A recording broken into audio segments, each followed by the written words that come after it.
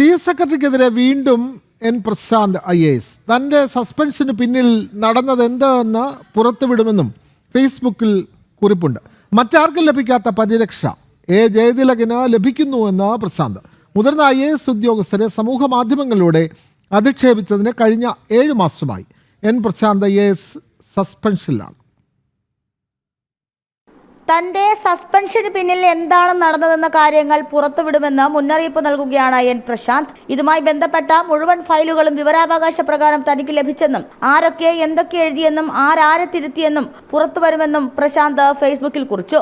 തിരുവായിക്ക് എതിർവായില്ലാത്ത വിധം chief secretary ജയതിലകിന് ആരാണ് ഇത്രയധികം അധികാരങ്ങൾ നൽകിയതെന്ന ചോദ്യം.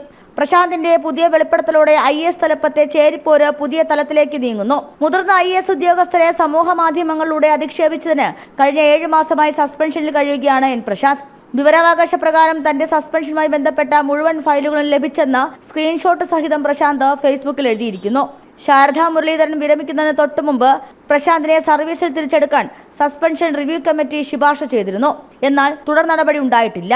പിന്നീട് പ്രശാന്ത് ആരോപണം ഉന്നയിച്ച ജയതിലക് ചീഫ് സെക്രട്ടറിയായ ശേഷം സസ്പെൻഷൻ റിവ്യൂ കമ്മിറ്റി വീണ്ടും വിളിച്ചുകൂട്ടി.